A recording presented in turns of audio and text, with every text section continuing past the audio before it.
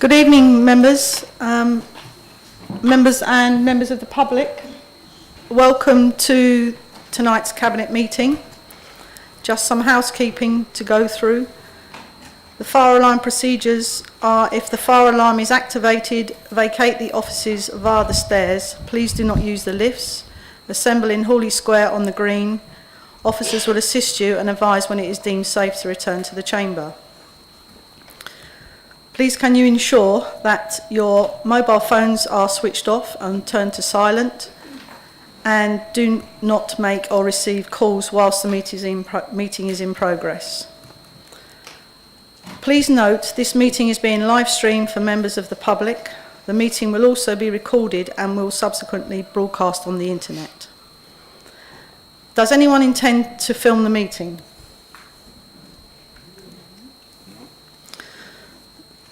If that is a no, then I will move straight on to ask members. The following members have asked to speak under Council Rule 20.1. Item 5, Councillor Alban, Councillor Wing, Councillor Austin and Councillor Arra. Item 7, Councillor Austin and Councillor Everett. Item 12, Councillors Everett, Wing, Austin, Uzeski. Does any other member wish to speak under 20.1?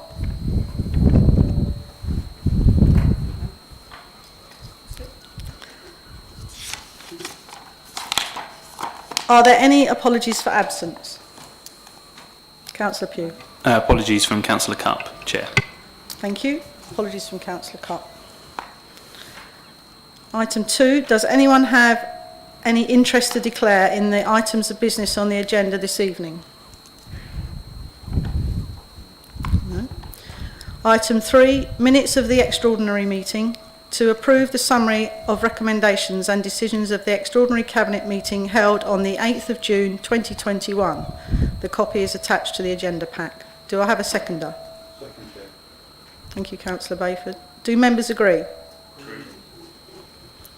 Item 4, minutes of previous meeting. To approve the summary of recommendations and decisions of the ordinary Cabinet meeting held on the 17th of June 2021. Copy is attached to the agenda pack. Do I have a seconder? Thank you, Councillor Bayford. Do members agree? Agree.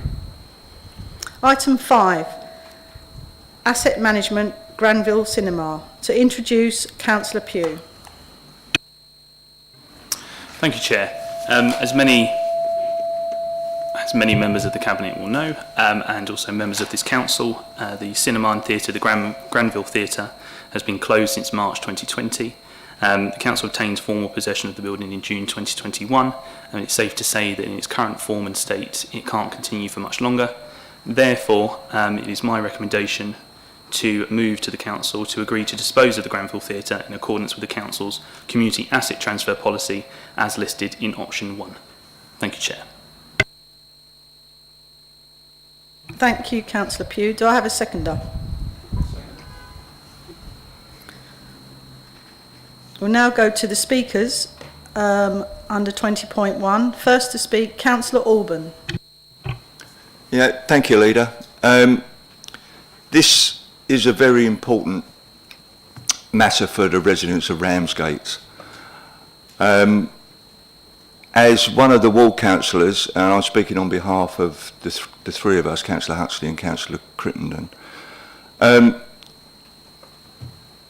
this asset, although as Councillor Pugh has just said, it is in need of a lot of renovation, it is an important asset to Ramsgate. I'm pleased to see that the option that you are likely to support is the asset transfer, and it is something that we in the Labour Group will fully support. Excuse me. The only thing that I would say is that within option 1, it does state that if the proposal fails to deliver a viable purchaser within 3 months, then the building should be progressed to open market disposal. I do think that the 3-month period is short to allow any group to come forward with a proposal, there would need a lot of work to go into that, and you know, they would need surveys, they would need whatever done on that. So I would ask Cabinet if it could increase the 3 months to 6 months to allow any community group to be able to formulate a policy and a plan to come forward with what they want to do with it, to ensure that the plan is viable and that they have finance, they have whatever that is necessary. So on that, Chair, I thank you for that, and I hope you would take on board what we said. Thank you. Thank you, Councillor Orban. I'll move to Councillor Wing now, but obviously at the end we can consider. Thank you, Chair. Thank you, Leader. I struggle with the assets in Ramsgate because I think we've got an appalling track record of dealing with our assets in Ramsgate particularly. That's the area I know best. I'm sure there are issues in other areas. But they are valued assets in Ramsgate. We presently have a rotting maritime museum, a rotting cafe on Spencer Square. We have the ice house that was just handed to a group when there was another group that had been working for 4 years. There was no payment involved, I believe, there. We have the Westcliff Hall that is presently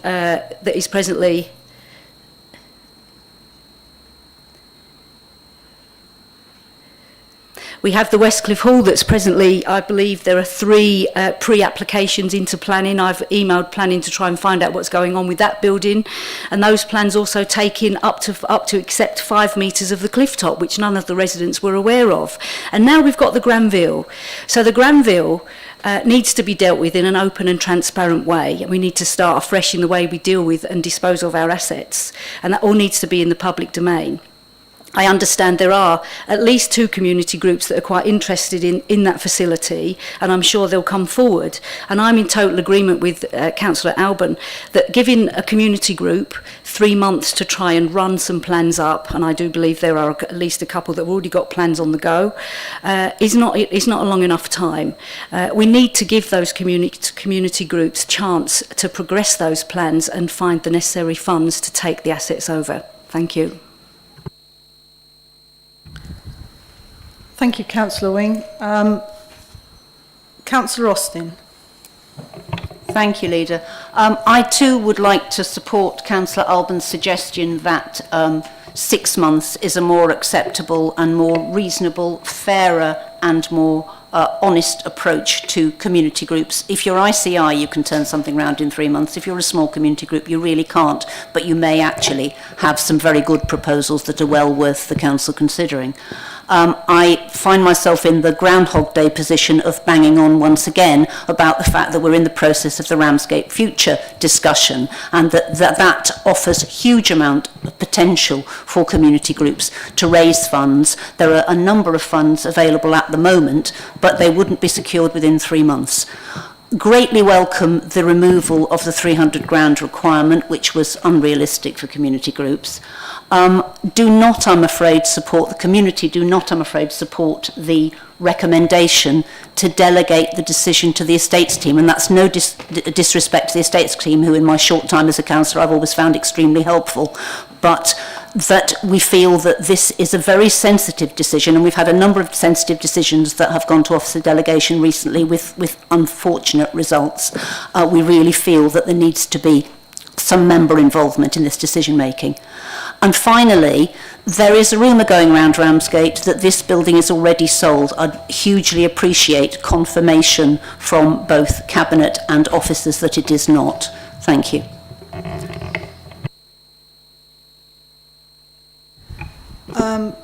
Thank you, Councillor Austin. What we'll do is we'll round up all the points at the end rather than answering each one individually. Councillor Ara, I believe you want to speak. Thank you. Thank you, Chair. I'm pleased to hear that the council will take the asset transfer of the building to the, to the community group. I have actually put something together, the history behind the Granville Theater. So if I'm allowed, may I read it out to you, please? Originally constructed in 1947 on the site of sunken garden, just across the road from the Granville Hotel. The Granville Theater was built as an auditorium for live theatrical performances, usually summer shows and Christmas pantomimes, an alternative venue to the somewhat grander Ramsgate Pavilion, now a Wetherspoons pub.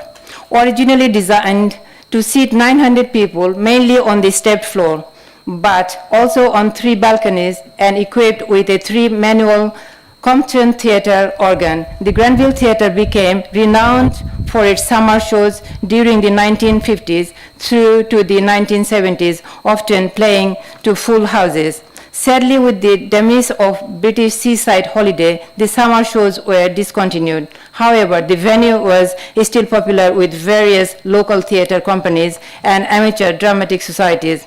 After the demise of Ramsgate's 2 cinemas, the King's and the Odeon, the Granville Theater was converted first into a 900-seat cinema, then into 3 smaller units, one of which containing the stage, which could still be used as a theater or a cinema, if required. It is now the only cinema in Ramsgate. The building holds happy memories for countless Ramsgate people. Generations of aspiring actors, singers, musicians, dancers, and specialty acts have made their first public performances on that small, slightly sloping stage. Many of my friends have told me about their fond memories of appearing there in plays, pantomimes, musicals, and other events. To lose this building would be to lose a part of our history, a part of our lives, a part of us. I'm sure that it would have a great future ahead of it as a community theater culture center. If it were to be sold off to a private investor, no doubt it would fall into disrepair and eventually be demolished to be replaced by unaffordable flats. Please save our local theater. In support of my statement, I would like my cabinet colleagues to make a decision that would, which you have already decided to do, benefit the local community and make asset transfer of the building to a community organization. I am aware that Kent Film Foundation have submitted a plan that could be beneficial. I am unaware if any other interested parties have submitted development ideas. If so, we should consider each idea individually as how beneficial each would be to the community. Councillor Ara, sorry. I just got a few more lines later, please. TDC could perhaps add a codicil stating that the interested organization has a certain time limit in order to convert the premises into a central community area, allowing access to theater groups, professionals and amateur, schools and other community organizations. Ramsgate is my hometown, and I feel that the asset transfer of the building to our local community group would be the best way forward, and I hope my cabinet colleagues will make the right decision for the people of Ramsgate. Thank you. Thank you, Councillor Ara. There's a lot of background there. We had already, Councillor Pugh has already proposed that we retain the building as a community asset transfer, and it will remain within the community as long as a suitable community group can be found to meet the needs. I will hand over to Councillor Pugh to just come back on the question regarding the 6 months. I understand that the initial concern was the rateable value, but I'll hand back to Councillor Pugh on that. But I'd also like to make comment about the rumour. There is always lots of rumour around especially around estates, but as I've mentioned in the past, that I have no intention other than to be open and transparent about this. This will travel through the community asset transfer policy. It's very set out. I can send anybody the link on it. It's quite a long read, and it needs to obviously illustrate on how this will be handled. But I can assure you that it will travel through the appropriate process, and rumours are rumours, and we are not really in the business of confirming or denying whether or not that is the process. We will follow through the correct, transparent process.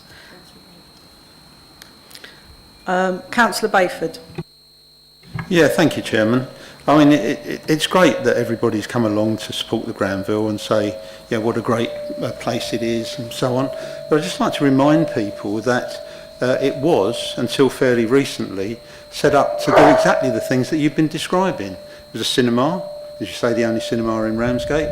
There's a theatre. It was open to amateur groups, professional groups.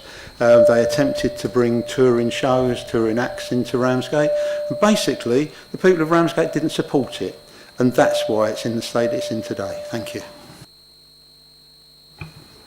Thank you, Councillor Bayford. If Councillor Pugh would like to come back on the comment on the 6 months. Thank you, Chair. Yes, and thank you, Councillor Orban, for your suggestion. And it's been echoed by Councillor Wing and Councillor Austin. I certainly think it's something that we can consider, but of course there's other considerations to do with that. I believe it's my understanding, particularly business rates and council tax, that we'd be liable for those periods. But also as well, what I would say is that if community groups are incredibly keen to take over the asset, and of course I've been sent some details from interested local groups, you know, if they're that well organised, then hopefully with the support of our estates team and the team at the council, 3 months should be long enough to pull together realistic plans. That doesn't mean that if something wasn't finalised within that period that we would draw up the drawbridge and forget about it and decide to dispose of it on the open market. Surely not. But I think that it's potentially it could be something that we could consider. So yeah, and of course I'd like to reiterate what Councillor Ashby said, that there have been no conversations with anyone prior to this. This is why it's been brought to Cabinet now, and it certainly hasn't already been sold, because otherwise what we've been talking about for the last 15 minutes is a bit pointless, really. So yeah. Thank you, Councillor Pugh. I'd just like to hand over to the Chief Executive for like a word. Yes, thank you very much, Leader. I just wanted to take this opportunity to remind members that this is a member environment, not an officer environment, and actually I would ask members to try their best to avoid making references to officers. I totally appreciate that the reference wasn't meant to be derogatory at all, but I would just advise that that's best just to avoid any comment on officers, and just to remind people that officers are experts in their field and they function within delegated authorities. Having said that, though, obviously where it's appropriate to involve members in certain decisions, and particularly decisions such as this one, that will of course be something we have the appropriate discussions with Cabinet on. Thank you. So Cabinet, the recommendation is to dispose of the Granville Cinema in accordance with the Council's community asset transfer policy. Do you agree? Thank you.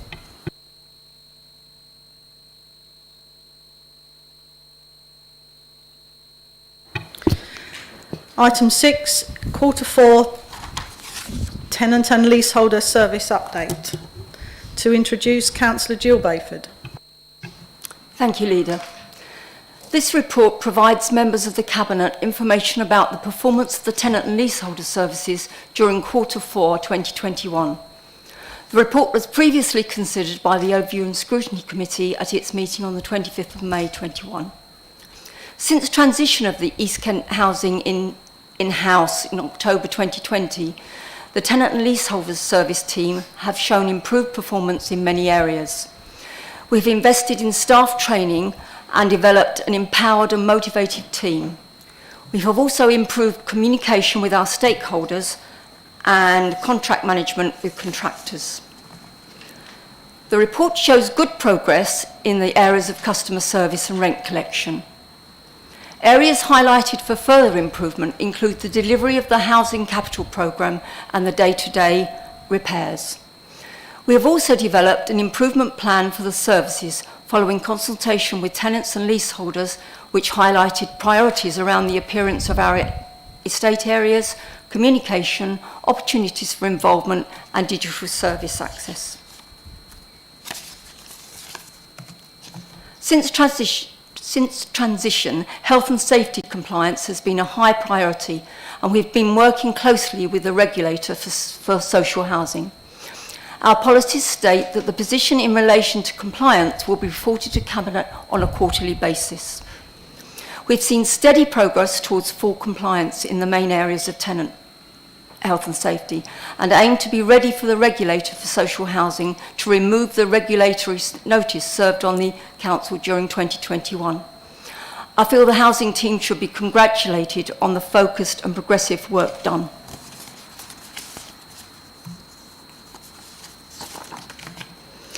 We've seen sound progress in our digital systems. We now have an independent cloud-based database where our data is separated from the other 3 councils. We've recently invested in new software for the management of health and safety compliance.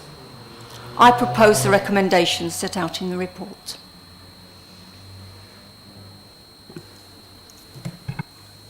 Thank you, Councillor Bayford. Do I have a seconder for that recommendation? Do members agree? Agree. Item 7, Statement of Community Involvement Review, Results of Public Consultation and Adoption. To introduce myself. The Statement of Community Involvement set out how the Council will consult on planning policy issues, planning applications and neighbourhood plans. The SCI was originally adopted by Council in 2007. A review and updated SCI was adopted by Council in 2012. It is considered appropriate that the SCI should be reviewed now in line with the forthcoming local plan review and to reflect changes in methods of communication and engagement. There is also a requirement under the Town and Country Planning Regulations that SCIs are reviewed every 5 years. The Council carried out a public consultation on the SCI review from the 25th of February to the 9th of April 2021. This report sets out the main issues raised in response to the consultation and any resulting changes to be made to the SCI. Subject to the agreement by Cabinet, the review SCI will be reported to full Council for adoption. The Council has considered the issues raised in relation to the SCI and some changes are recommended in Annex 1. Members will recall that concerns were raised regarding the proposal to charge an administrative fee for processing lengthy and complex representations to the local plan. It was not intended that it should affect the ability of local people to make representation, and following the consultation, it is recommended that the proposal is not included in the SCI. I move the recommendation to the report. Seconded by Councillor Bayford. Councillor Everett has asked to speak under 20.1.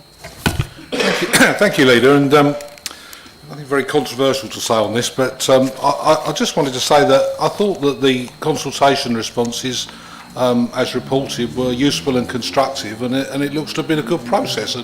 And sometimes we get cynical about consultations, but you know, I think there's been some useful input.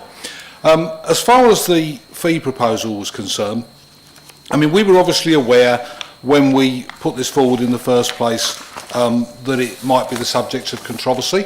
But I think it's worth saying that officers presented this idea in the first place for perfectly legitimate reasons, to save public money, which is what we would want them to be doing. And we decided it was reasonable to put it forward as a proposal. Unfortunately, and perhaps predictably, it became mired in misinformation and misrepresentation by third parties outside the council. I know that there was a suggestion that the decision should be called in, and that Councillor Bayford, Bob Bayford, resisted that on the basis that it was a consultation and therefore would come back, and it wasn't actually a decision to do it. And I think the proper process has been followed. I think that it's the right decision not to proceed with it. It's obviously too difficult a concept for us to get across without worrying people that we're going to be charging them for ordinary activity. And in the circumstances, I absolutely support the outcome. But I don't think we should be shy of putting forward things which are a bit difficult sometimes, just because some people choose to misrepresent them. One comment for you, in Annex 1, Chapter 4, when it talks about how we will consult, and it talks about formal notices, and it talks about newspapers. Well, very sadly, I'm afraid the local newspaper industry isn't what it was.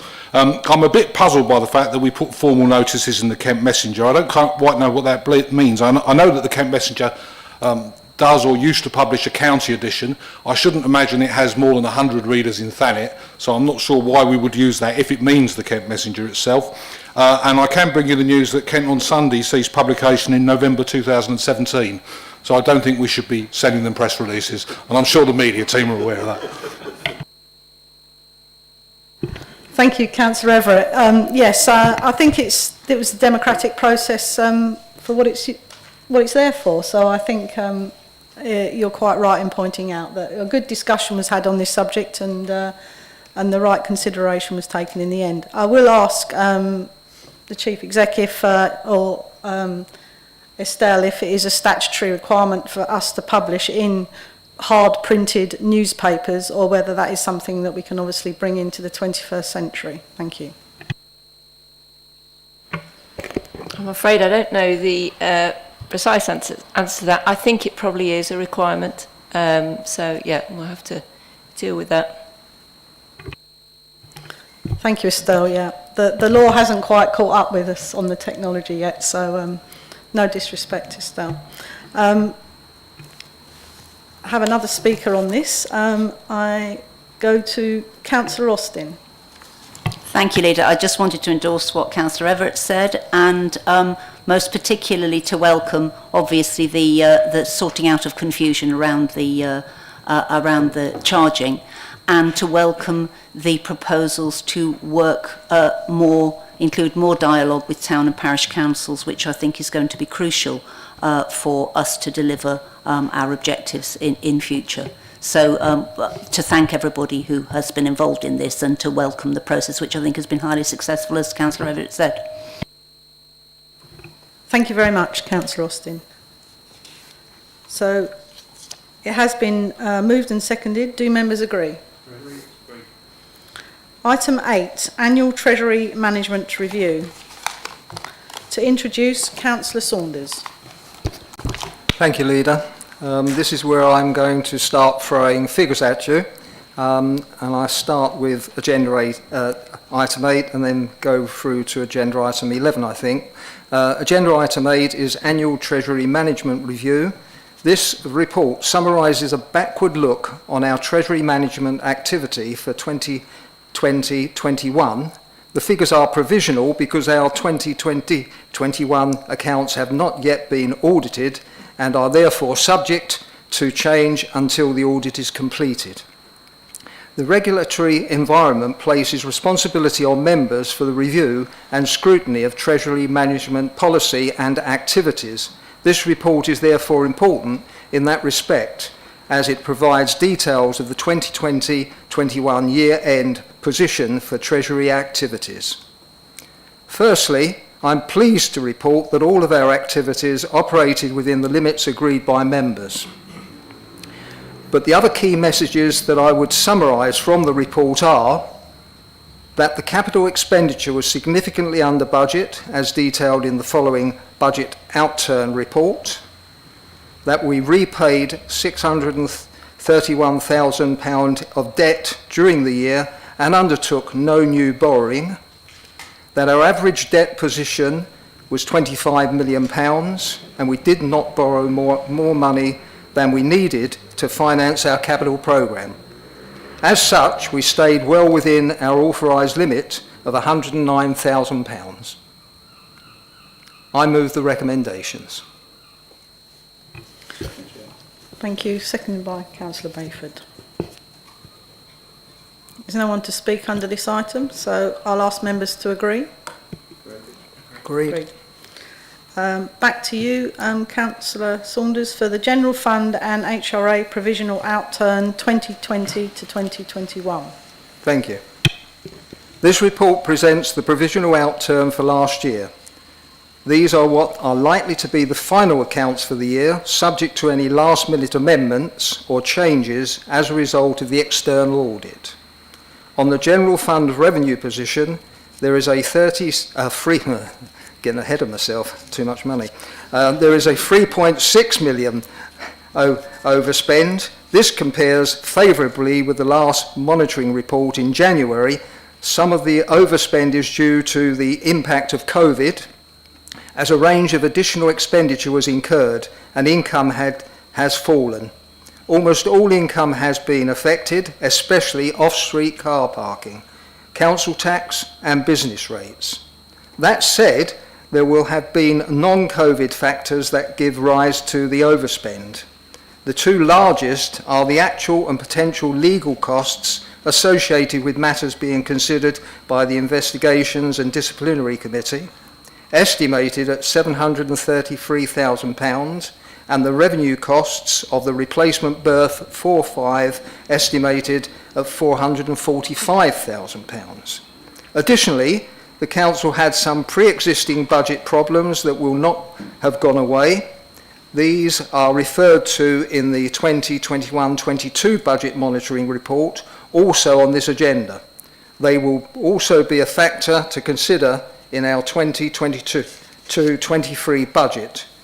The accounting arrangements for council tax and business rates are exceptionally complex for the 2020-21. For example, business rate relief was subject to a government grant that we have to include in the 2020-21 accounts, but we will have to apply all of the grant in subsequent years. These technicalities mean that about £10 million of our reserves at the 31st of March 2021 are already committed to be used to fund income losses. All districts will have a similar inflated reserves position at 31st of March 2021, which should not be considered to be available to spend on anything other than council tax and business rates. For the housing revenue account, the overall position is better than previously forecast. This is mostly due to rent income not being so adversely impacted by the COVID as planned. On the capital programmes for both the General Fund and the HRA, they are roughly 50% underspent on both. This is largely due again to COVID, although there were some projects that would have underspent anyway, setting aside the pandemic. Once again, I move the recommendations. Thank you, Councillor Saunders. Do I have a seconder? Councillor Bayford. Can I move that? Agreed. Moving to item 10. Budget Monitoring 2021-22, report number 1. To introduce Councillor Saunders. Thank you. You're going to get bored with me. This is a budget, this is agenda item 10. This report represents the first budget monitoring position for the current year. The General Fund revenue forecast is for a £2.1 million overspend. Some of this will be directly related to COVID, for example, the need to hold council meetings at the Ramsgate Sports Centre, rather than in this council chamber. Other overspends are not especially related to COVID, for example, income losses in property, building control and clinical waste. These areas have underachieved against budget before COVID and will need to be addressed in the 2022-23 budget. Finally, overspends will be due to a mix of COVID and non-COVID factors such as homelessness. This is an early forecast for the year and hopefully the picture will improve. If not, we do have just enough COVID grants that could cover the overspend. On General Fund capital, there is some slippage or underspend forecast. Two areas of note are in respect of toilets and office accommodation. Both of these projects are dependent on capital receipts from the sale of toilets and our main offices. Until a plan has been developed that generates enough income from sales to cover the cost of any capital expenditure, these projects cannot go ahead. Turning to the housing revenue account, the main overspend is the fund the Waking Watch service in the tower blocks, as recommended by the fire service. On the HRA capital programme, the substantial slippage on last year's programme has been comprehensively reprofiled over the next few years to create a more realistic phasing of projects. The reprofiling priorities, the essential health and safety works to the tower blocks. Once again, I move the recommendations. Thank you, Councillor Saunders. Councillor Bayford to second. Anyone have anything? No? All right. Do members agree? Item 11. Back to David. Last one. Insurance tender. Very short, this one. This report seeks Cabinet approval to enter into a new contract for insurances. The Council is required to ensure value for money when procuring its contracts, and as such, we are required to reprofile our insurance contract before the renewal date of January 2022. I move the recommendation. Do I have a seconder? Oh. Councillor Pugh. Do members agree? So you're off for the evening now, David. It's over to me. So item 12, Berth 45, Port Ramsgate, additional funding. To introduce myself. Berth 45, briefing note for Cabinet. That is it's quite a long briefing note, so bear with me. In order for the Council to fulfil its contractual obligations to Bretts, we must provide a berth for them at all times for use in connection with their permitted activities. For several years, the berths provided were becoming problematic in terms of the need for constant maintenance and repair, and ultimately came to the end of their useful life. Initial feasibility and design work for the project to replace existing berth 45 was focused on a fixed quay. However, following an approach by BAM Nuttall, the use of a floating pontoon became an option. Following a technical assessment by our consultants, the option of a floating pontoon was more cost effective and would fall within the capital cost allocated to the project. On the 28th of June 2019, we gained external planning advice that reliance could still be placed on Part 18 of the General Purpose Development Order. On this basis, a prior approval application could therefore be made without the need to undertake an environmental impact assessment or to make a full planning application. Based on this advice, officers proceeded on that basis.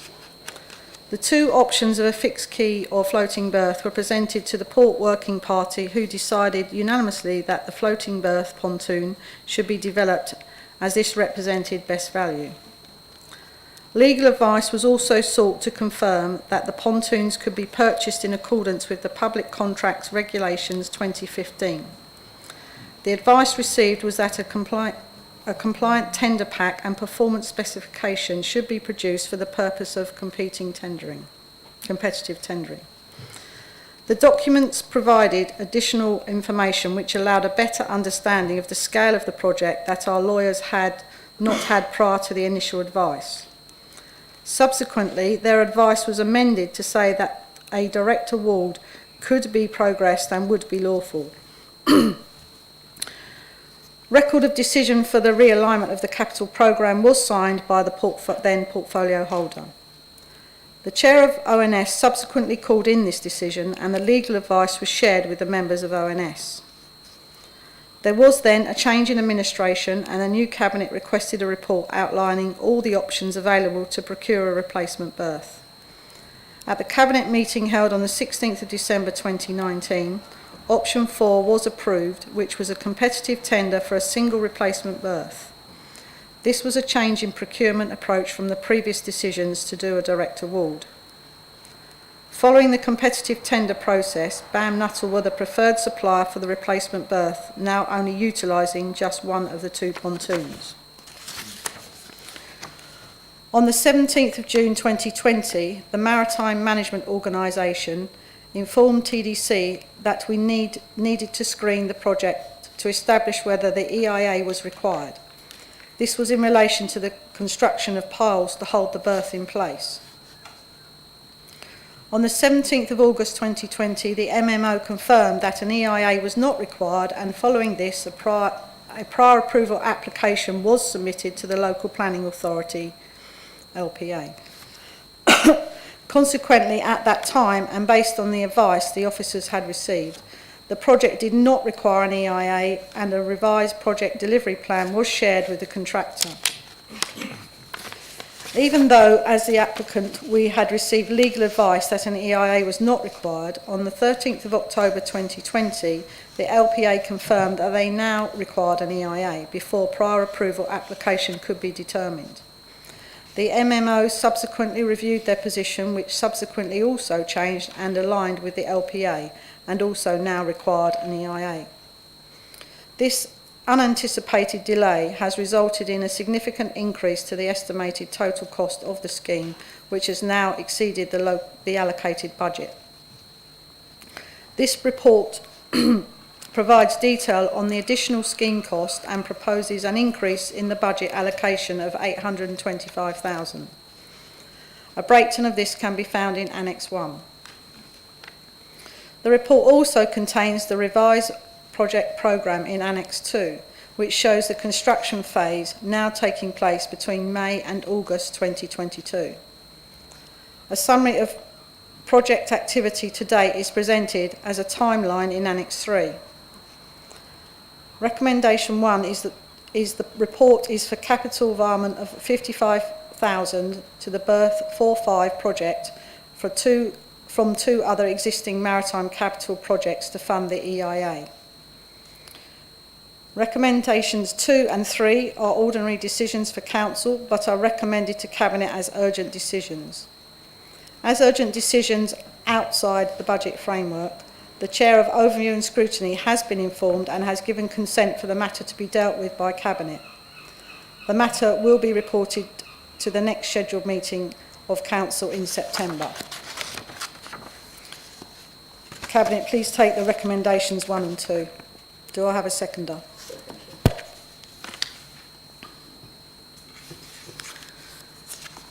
I have speakers under this item. First to speak, Councillor Everett. Yes, thank you, Leader. I'm sure you'd be disappointed if I had nothing to say about this. You've given a very fair summary of the events, if I may say so. I will say, as you're aware, the timetable which forms Annex 3 to the report was something that I asked to be produced prior to the change of administration and shared with you prior to the change of administration. And I think it's a very important document because I think that this project has been mired in confusion externally, quite apart from internally, and the more transparency the Council can bring to why we are where we are, the better. So I welcome the fact that you published the document, which was always my intention that it would go with the report when this item came to Council or Cabinet. I also take responsibility on behalf of the Labour Cabinet for the decision that we took in December 2019. The decision to change the procurement process was based on officer advice, the balance of officer advice. There was, people can go back and read the documents and they can see what that advice was. It was also based on listening to what the public were telling us in Ramsgate, whether we listened to the right people or whether we should have listened to them. I think it's it's a matter for conjecture, but there clearly people did not want the second pontoon in the harbour, and there were concerns, I think probably based on misinformation about the procurement process and about the arrival of the BAM Nuttall berths. We've always agreed, I think, politically, that this berth needed to be replaced, and I've always been satisfied that the Conservative administration which preceded us acted properly in what it did. And as I say, we take responsibility for our decisions, but I accept that the decision to go for a competitive tendering process has contributed to the delay in this project, and that the delay is the primary cause of the extra expenditure. What I will say is it doesn't help that the project took place in this atmosphere of extreme suspicion and misinformation, people saying that the berth didn't need replacing, people saying that the contract wasn't valid or could in some mysterious way be voided, or that the pontoons were part of some conspiracy. I mean, we might consider whether, with hindsight, the communication issues could have been handled differently, but nonetheless, that hasn't helped the Council. We believed, when we reached that decision as a Cabinet, that the tender exercise was the best option. I think the council was badly let down, I have to say, by the Marine Maritime Organisation as a statutory body, telling it that the EIA was not required. People outside the council felt that the council would not or wasn't following a proper process. It was exactly the proper process which resulted in the need for an EIA being established. And quite honestly, people outside the council who say they told the council, really, was the council going to make a decision based on third-party advice from the community, or was it going to listen to the Marine Maritime Organisation? And what would have been the proper thing to do? The council did the proper thing. It listened to the people. It carried it out its own process, and it made its own findings. What I will say is that subsequent to that, it's understandable that the MMO changed its position, but the council seems to have been put through a particularly severe and detailed process, which seems to be informed by the suspicion in the community. So I think we have to say that this is not a happy story for Thanet. None of us, in my opinion, would want to be spending any significant amount of money on replacing berths 4 and 5. None of us, I think, believe that the contract which the council entered into many years ago was a sensible contract, but we are where we are. I take responsibility for what my cabinet did, and I hope that we can get the best possible outcome from this project and take it forward. But we won't do that by pretending that things which are fantasy solutions are possible, such as simply voiding the contract, telling Bretts that they're not required anymore, or that we can somehow go off and get some different kind of berth which is cheaper. We have to deal with the real world and where we are, and I'm sure you'll do that. Thank you. Thank you, Councillor Everett. Yes, I thank you for sharing these details with me, albeit it was just a few hours before I took the leadership of the council. But as soon as I saw this, I felt it. It was my wish to bring this out as soon as I possibly could, and this is the first meeting that it could be produced at, because I had to get it onto obviously the list to move it into cabinet. But it is always my policy in whatever I do, is that I always think it's best to get everything out on the table, which is now out on the table, so that everybody can examine the facts and they can look at it, and hopefully, like you say, we can move on with the project. Thank you. Councillor Wing. Thank you, Leader. I suppose I am one of those suspicious locals, and I'm quite happy to be a suspicious local, and it comes from not sharing appropriate information, I believe, with residents. After all, we are spending their money. I'm doing it in two parts. The first bit is about the money, and obviously the second part is about the EIA, which I think is incredibly important. I would first of all like to thank the Leader of the Council for bringing this matter to Cabinet, so that residents and elected members are made fully aware of the issues involved. As you know, I have on many occasions requested information and asked questions concerning this particular port project. The critical question now that needs to be answered is, how have we ended up in this situation with a project that is now 825k over budget? It's our responsibility as elected members to ensure the council is effectively governed and provides value for money in all that is done. With regard to this, I've been asking myself, have the right things been done in the right way, for the right people or purpose, and in an accountable manner? How can any one of us actually know the answers to these questions, given we've never been presented with a business plan or case? Just an emergency response to an existing pontoons that we were repeatedly told are terminal, beyond repair, and could fail during the next big storm. Indeed, the previous Leader stated, when asked by myself, that it is not the responsibility of TDC to produce a business plan case. The LGA, Councillor's Guide to Procurement, begs to differ and states there are some well-established reasons why major procurements in local government fail, including an inadequate business case. I believe at the heart of this situation is once again the use of emergency powers, coupled with the lack of business plan and case. This is quite simply a situation that should never have arisen, given the last engineer's report on the existing berth in April 2017. It drew the following conclusions. In general, the barge, pontoon supporting berth 4 and 5, is in fair condition for its age, and if docked, shot blast and repainted, it would last for a good number of years. Of course, we have no idea whether this work was carried out, or indeed if further engineering reports were undertaken to monitor the condition of the existing pontoon to ensure a well-planned and managed strategy could be developed to maintain an effective berth 4 and 5. The agenda pack, page 163, indicates on the 8th of March 2019 there was an initial contact with BAM informing that an aggregate berth on the River Crouch consisting of 2 large pontoons were no longer required.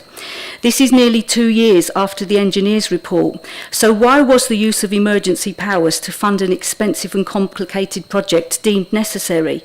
What was being done, considered, decided during this period, and why did we wait for the existing pontoons to deteriorate into such a critically bad condition?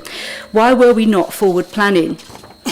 We've also been repeatedly told that the BAM pontoon is the cheapest option, but the supporting documentation to evidence this has never been produced, and it also appears there was no consideration of a potential refurbishment of the existing pontoon. Indeed, Brett did not ask for the pontoon to be replaced, as confirmed by the previous leader during October 2019 full council meeting. So what was the emergency? I also believe that given the use of general permitted development with prior approval without the need for a maritime licence and an EIE was not appropriate. I'm sorry, sometimes we do become experts by doing quite a lot of research ourselves. A simple look at the MMO portal would have confirmed this, given the use of the BAM pontoon represented a considerable increase in both size, 317%, and a conveyor capacity of from 400 tonnes to 3,000 tonnes per hour. It was neither a repair or a like-for-like replacement, and our concerns were justified when the MMO assessed an EIA was required when TDC then applied for a marine licence application. In addition, why have we never seen a fully costed breakdown of this project? Does one exist? Has one ever existed? That would detail the financial commitment alongside how this considerable spend would be recouped and from where. This would have been a critical feature in any business plan or case, and one that could have informed evidence-based decision making. Looking forward, I am aware that Brett will be responsible for replacing the conveyor system. Have discussions with Brett to consider what needs to be done, applied for, and from which planning authority, and are they aware that these works will also require a marine licence application and associated additional EIA, given these works are not part of this application to replace berths 4-5. Without this forward planning, I fear that delays will result in further additional costs to every taxpayer. In summing up, the failure to research and develop a detailed, coherent and well-evidenced business plan and case, combined with the use of emergency powers, has resulted in a project with unclear aims, objectives, costings for various options, the identification of a need for appropriate licence, an EIA and a time frame for delivery. Consequently, I would strongly urge the leader and her cabinet that this project and the £1.8 million spend on the Ro-Ro berth, again using emergency powers, is immediately referred for an external audit to ensure lessons are learnt to better inform future projects, especially on the port, and that public money is spent to a minimum. I'm going to go to the EIA now. It's shorter. There is no evidence to suggest that at any time an environmental impact assessment has ever been undertaken concerning the port or any of the activities that are undertaken there. It is therefore vital that we get this right and apply the highest possible standards to ensure potential risks of harm to the environment and stakeholders, including residents that live within 100 metres of the port, have a chance to comment. Indeed, as part of the marine licence application to the MMO, TDC under Sustainable Development Point 3 are required to complete a feasibility study that involves discussions and consultation with other bodies. James Seymour from Natural England confirmed on the 9th of the 10th 2020 they had not even been aware of the proposed work until I alerted them. This application goes on to mention the importance of cumulative impact, point 5, which involves looking at all the activities which could have an impact on an area and how they relate and possibly interact with each other to increase possible impacts.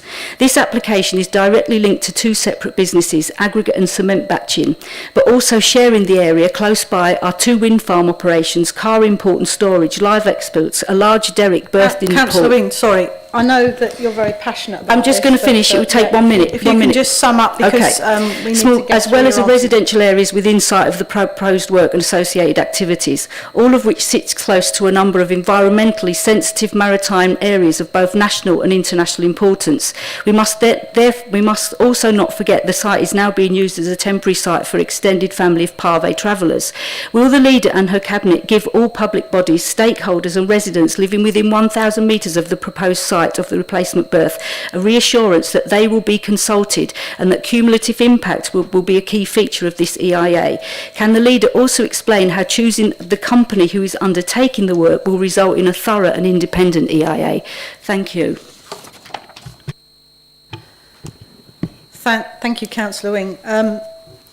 I would like to stick with the questions that are relevant to the decision that we are making here tonight.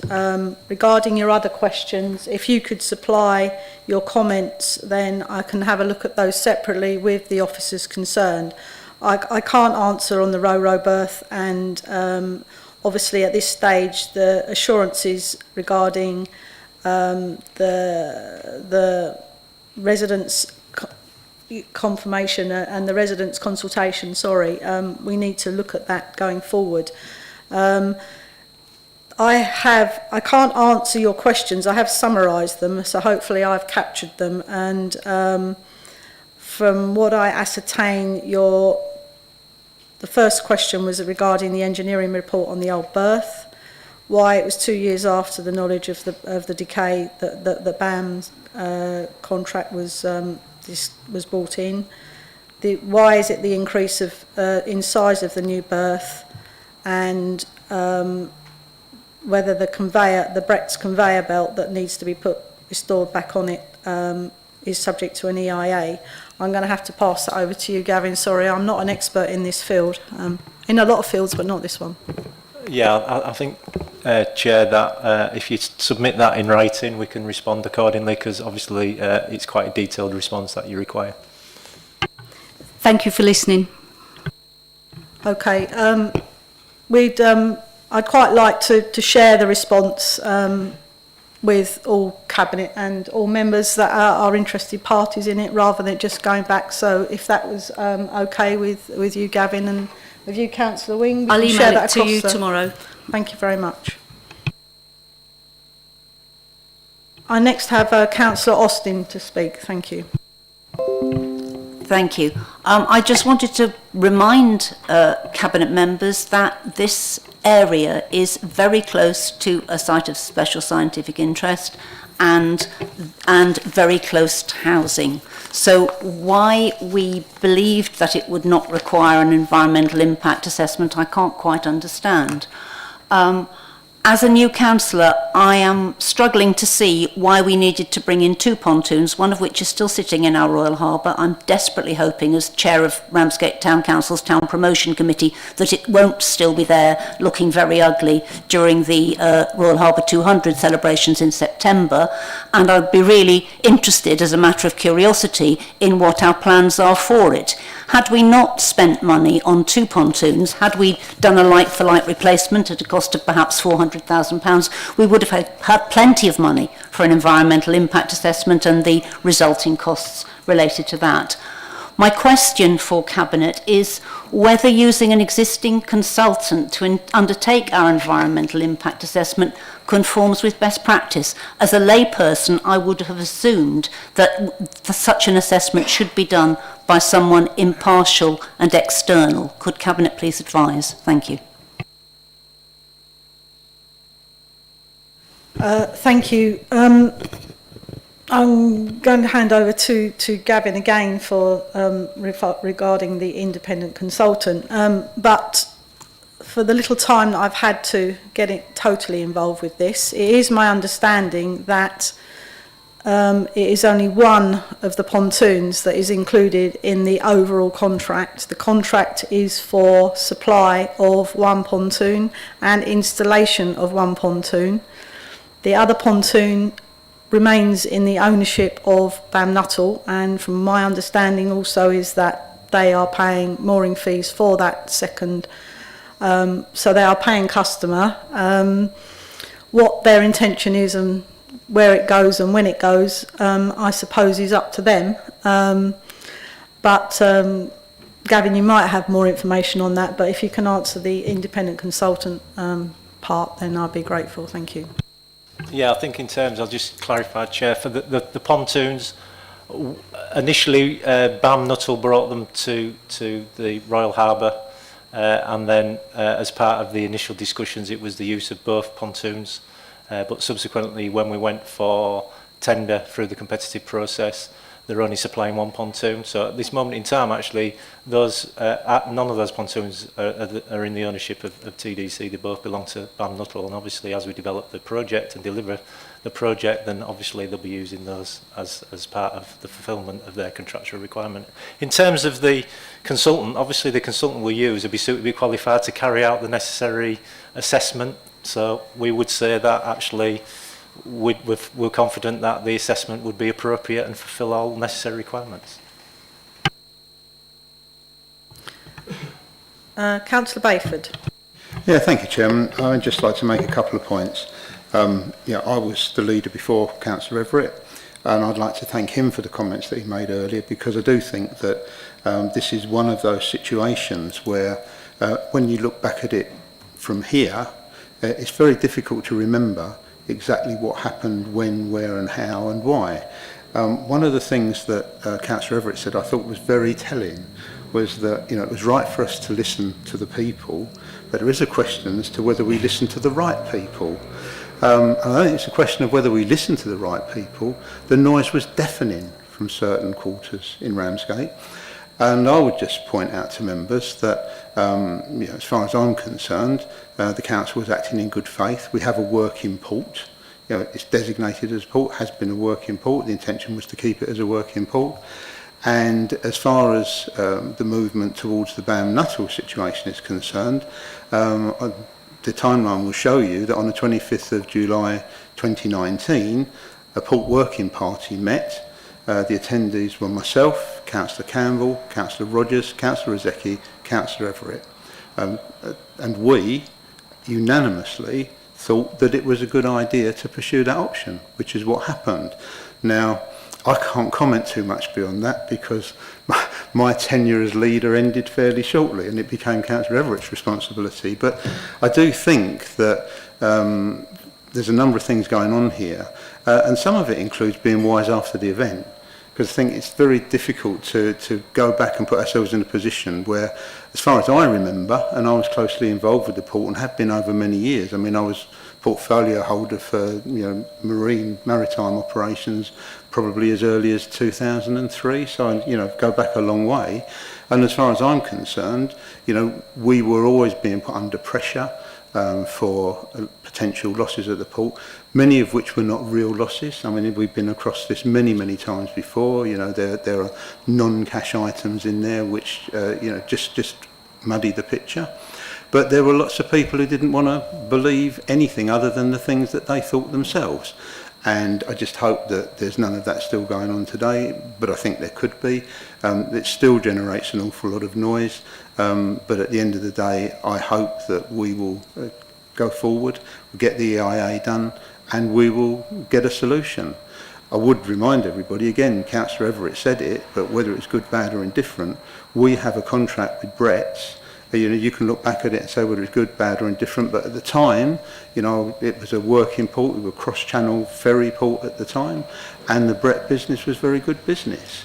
You could question whether the length of the lease and so on was right, but that was done, and there's no getting away from that. And as far as I understand it, if we don't have a berth there, then Brett's can carry on bringing lorry loads of aggregate in and out that port at will. And I'm not sure what that does for the environment, but what do I know? Thank you, Councillor Bayford. Next to speak, Councillor Zeski. Thank you, Leader. It seems like quite a few of my questions have been answered tonight or are going to be answered, but there is one that's still outstanding that I'd like to bring to your attention. And that is, has it ever been the intention or is it anticipated that the new pontoon berth will be used for any other purpose than processing the mineral aggregates? If so, what exactly is planned? or under consideration? And does it include any waste movement of any kind? That's it, thank you. Thank you. Again, not been involved with this long enough, and I haven't had any conversations regarding this with either Brett or offices or whatever, but I again pass over to you, Gavin, for comment. Thank you, Chair. Yeah, I think in terms of the connection of the pontoons to the quay, the thick fixings are only sufficient for the conveyor. So although the pontoon's rather large and can take a vehicle, and I think that's some of the debate, actually there'll be no vehicle access onto that pontoon. The only access onto that pontoon is the conveyor, and that's it. So at this moment in time, there is no intention to use that pontoon for anything but the Brett's activity. Thank you. So I can't say this is easy for me to present this, but we're contractually obliged to do it, and if we don't get on and do it, then the cost to this council just keeps going up. So I will move the recommendations for the transfer of budget of 55,000 for the EIA and for the capital budget of 325 in the 2021-22 account, and the 275 the additional revenue expenditure of 445 recognised in the 2021 accounts. So that is my recommendations. Do I have a seconder? Second, yeah. Do members have any other comments, Cabinet have any other comments to make? Do members agree? Agree. Thank you.